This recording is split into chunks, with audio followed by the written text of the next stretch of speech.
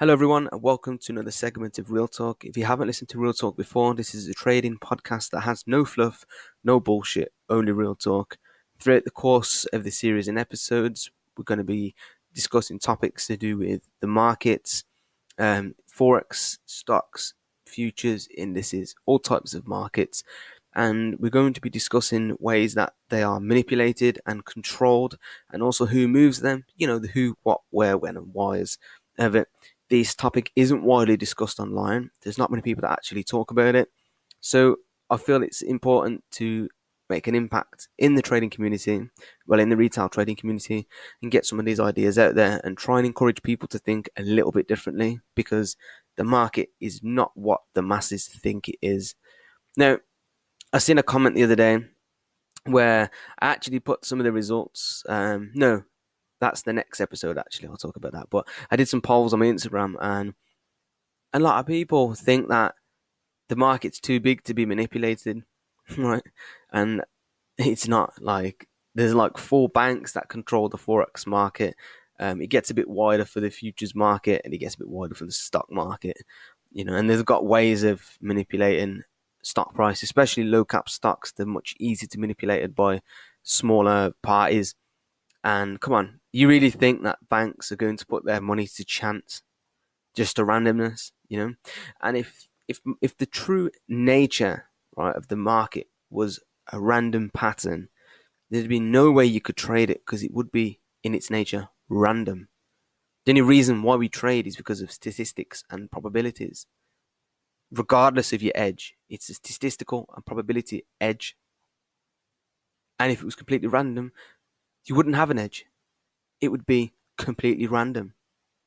And yet I understand there's cognitive bias that creates like the cluster effect, the cluster illusion. When I think it's the cluster illusion, or the pattern bias as well, where a series of random events create a bit of a pattern that makes you think there's a pattern there. But these are tried and tested methods that people make money on. So let's just get it out there now. The market is manipulated. Of course it is. The media is manipulated. The food that you eat is manipulated. The politics that you listen to, the news is manipulated. Everything is manipulated one way or another. And people that can't believe this or can't take this in, I personally don't think trading's for you. Unless you can get like a retail edge that focuses loads on this mythical risk management, then it might be for you. But if you haven't listened to the podcast before, my problem with risk management is the way that people go on about it. People go on about it like it's some answer to everything. If you can't get your risk tight and accepted and defined, don't get into trading. Do you know what I mean? Because I think if your strategy needs that much risk management, I think your strategy is shit. Honestly, because I know people that use strategies that are similar to mine, and I know that my own strategy, I've got the risk that's defined and accepted, and it's left. I manage my profit, which is a different story. Profit management is different, but people that say, "Oh, risk management," like that, their strategy have to focus on it because the win rate's about 50 something percent, like an indicator win rate. Then you need very heavy risk management for a strategy like that. But if you've got a strategy that's quite precise and low risk, with a higher risk to reward, then I think your risk just needs to be defined and accepted, which I guess is risk management, but not in the way that people say it.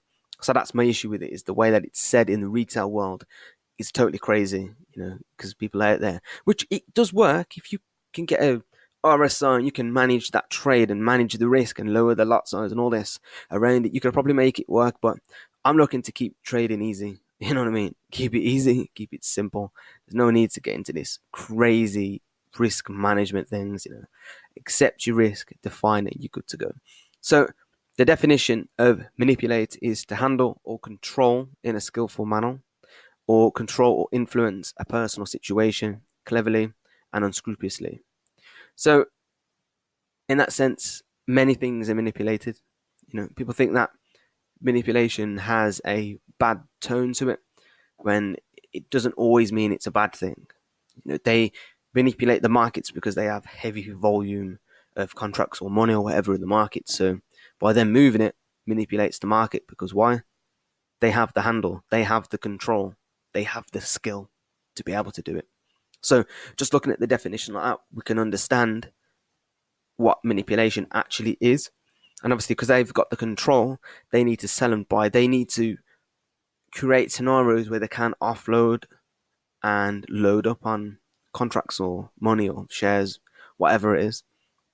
So they have to control certain situations to allow them to do that. If they put in a lot of money into, say, a Forex pair, it's going to drive the price up, or a stock or anything, it'll drive the price up. So there's a way of kind of stacking orders in the way that won't drive price up until price is ready to be driven up. And then they can take profits. Obviously, when you're taking profit, it drive the price back down, and they would lose money by the time they're finished unloading a million shares. So there's techniques that the banks, financial institutions, hedge funds, and whatever use to be able to take profit and load up on things. So that's what manipulation is. Now, spotting that, that's the way that the market moves. So obviously, the best thing for us to do is to work out how can we piggyback on the back of that. We're not trading like the banks. We're kind of trading, not even trading with them, I'd say. I know I'd said that before, but it's kind of like we're just trading, kind of piggybacking with them, you know what I mean? Because we can't trade like them because we don't have the money to hedge orders and sell to buyers and all that shit. We don't, and we can kind of trade with them, but it's kind of trading on them, if that makes sense. So in this episode, I want to touch on information, and we are living in the era of information at the moment. There is an abundance of information online, but it can sometimes feel a bit disorientating with the sheer amount of variety of information that there is out there. So how can we look towards the correct information? So if we look at standard kind of YouTube tutorials on trading, we can see that the standard kind of style of trading is quite similar over YouTube and the internet. So if you're struggling to find a trading strategy, what the fuck would you go on YouTube and look what everybody else is doing? Logically, now trading is the only thing in life where logic gets a bit mixed and gets a bit thrown out the window, because if you was doing anything else, logically you would look what everybody else does in certain scenarios. But if you're doing something competitive, right, which trading is competitive, what would you do? You'd look what everybody else does and look to do the opposite or something different. So that's the way that we need to look at it. So logically, big moves happen, right? So let's wind back and look at these big moves logically. So pair up standard retail methods with big moves on the chart. So zoom out, go on a 1 hour, 4 hour, whatever chart, and look at big moves, and then look at the correlation of retail methods, right? Then scroll the chart next. So go like, make sure that you haven't got like, you're not the previous chart, go on a chart random, and then see if these methods line up with what happened with the price, with the next big moves. A lot of the time it won't. There'll be, it will on the larger scale.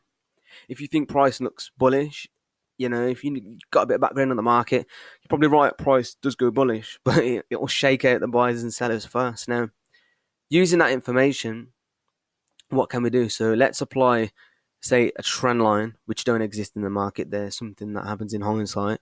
The only reason why they work sometimes is the fact that the banks are going to target everybody that's put orders there because it's easy money for them. So let's kind of use that logic and work backwards. So these big moves do not happen from standard YouTube methods. So what the fuck would we learn them? Do you know what I mean?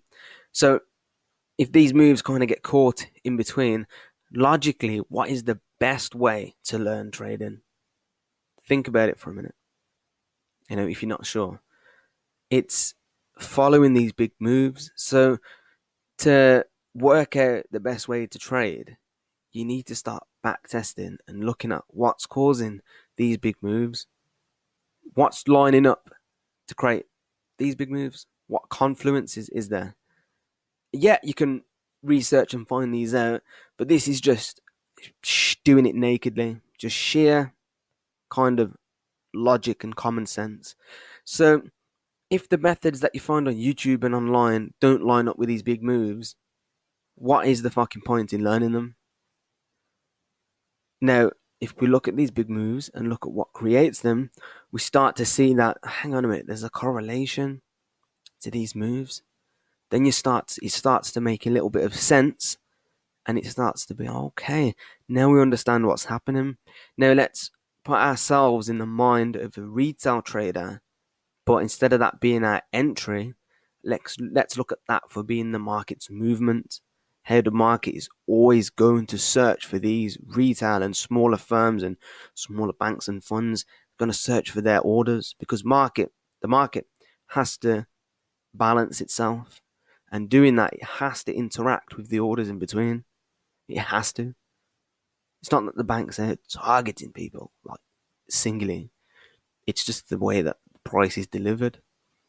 Now, my whole point for mentioning this is that a lot of people struggle with what strategy to do. They jump from strategy to strategy. Just stick to one and follow the big moves. Sounds easy, I know that, right? Don't come for me. It sounds easy, but if we look at it properly, you can start seeing this correlation. We'll go into it deeper, but you know, start looking at indicators. Stop looking at like volume and trend lines, because they're not going to help you. Instead, just follow the way that price moves and learn the cycles of price. That is the best way to start this kind of trading. So, logically speaking, if we know that the most manipulated market is Forex and the futures market, wouldn't that be easier to trade than stocks?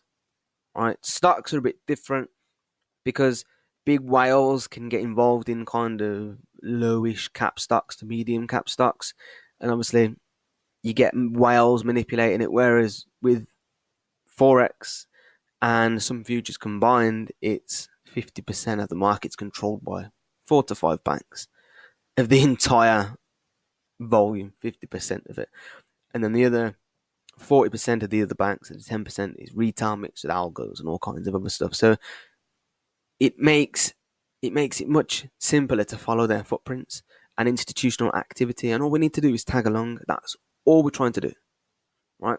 We're not trying to outsmart the market here. We're not trying to get one over the market, get an edge that's got one over the market. We're not. We're looking at institutional activity, and we're looking at price to respect the footprint of that institutional activity. That's what we need to look at. Now, the problem is people want to look at what everybody else is doing, right? Let's look at what the big guys are doing. They accumulate and distribute price. That's it. And price goes into a cycle. There's no need to complicate the markets. We just need to find areas of high value, right? And of high value, I mean we're getting a good price, because the banks aren't going to fucking buy price when it's high, are they? At a premium. They're not, are they? They're not going to pay more. They want to get it cheap. So don't buy at expensive prices like the rest of the retail. Don't sell at cheap prices. Change the way that you think. Change the way that you look at price. This is very important, and a lot of people will just see through this shit, and it's mental. We've got to be laser focused on the big boys and the way that they move price. Because by understanding that gives us a kind of framework, then on top of that, then we can start adding true fundamentals and true analysis on top of that. But just the basis is just understanding that. And that's what people need to start doing. Because for some reason, I just keep seeing it on YouTube. I don't know whether maybe it's the banks, maybe it's just the food chain, the way that it's meant to be, but that is the basis. And then from that, we build everything else, and then it's about rewiring our brain to react. Don't predict, we react. Predicting is the worst thing that you can do, and this is what retail traders do. They try and predict price. You can't predict price. We don't know. To us, I guess it has a harmonic pattern within the randomness of the market, but we don't know what the bank's going to do. We can get a good idea and higher our probabilities, But that's all it is. It's a game of probabilities. It's not a game of, trying to get one over the market and guessing. Guessing game gets you nowhere. Doesn't get you anywhere. You watch a game of football, you place your bets on a player, you know a bit about that player. You trade in, you should know a bit about the pair that you trade in or the instrument that you trade in. You need to know who the players are. So you pick your team, pick your players. I bet on that player. That's what you need to do. And trading is no different. Pick the team, pick the player, learn about that player. Right? And by team, I mean market, and by player, I mean instrument. Right? And then within that instrument, you'd learn everything about it and who moves it, who is really telling the player to move, who's the manager of the player, basically. And just by understanding that, we can understand structures in the cycle of the market. But this is one of the problem. People don't want to do this. People don't want to learn it. It's a lot to learn. It's a lot to take in. It's different. And it's the reason retail will always remain where it is. Sorry to say it, but it's true. And the amount of people that ask stupid questions online. Nobody's asked me a stupid question. I mean, a few people have, but it's worse online when you see the questions that people ask. And it's fucking nuts what you see. I've seen people say the most absurd things to do with trading. And it's like, you've got this all wrong, man. Like, it's just fucking nuts. Like, if people want to not backtest and not create a journal with proof that they can do it, and they just want to go and get a funded account and go and pay for a test, why the fuck are you doing that? Start off small. Work your way up. Backtest. Forward test. Journal. Rinse and repeat. Then go for the funding. But the problem is, money. People want money.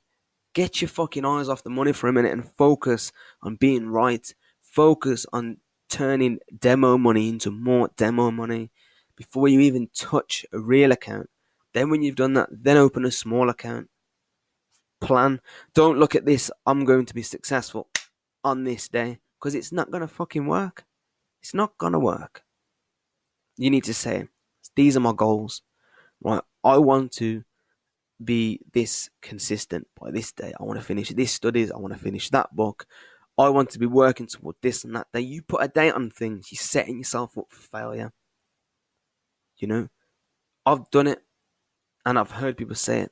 I'm going to quit my job in February. Don't do it. You're setting yourself up for failure. You're going to rush things. You're not going to take things in right. Trading's about rewiring your brain. Like I said earlier, we think differently as in traders. We have to think differently because logic doesn't work in trading. It's trading logic and trading common sense. It's that competitive nature. It's not about using your brain the way that you normally would, because your brain would tell you to go and follow everybody else and copy the next man. But in trading, you don't do that. You treat it like a competitive entity kind of thing that you're competing with. You want to find out who is the best player, right? And kind of see what they're doing. You don't want to look at everybody else that's running around like headless chicken, can't even kick the fucking ball, haven't even scored a goal, they're just running around the field like a bunch of knobs. But we don't want to do that. We want to follow the guy, not the guy that's kicking the ball around on his headers and doing all that shit. Fuck him, the flashy cunt. Right? We want to go straight for the guy that's hitting goals, consistent goals that nobody fucking talks about. Right? That's so important. That's a good way of looking at it. I'm proud of that. I like that. That's a very good way of looking at it. So I'm going to finish off with this. If you're new to this concept, right, go and study what consolidations are, right? And say if you're into this kind of type of real talk kind of stuff, and you want something very interesting to look at, then you guys will have to check out my Instagram. I'm going to be posting some little segments of books that I'm reading, and I'll post the titles of the books and everything, and some really cool stuff. So go and follow me, and I'll see you guys later.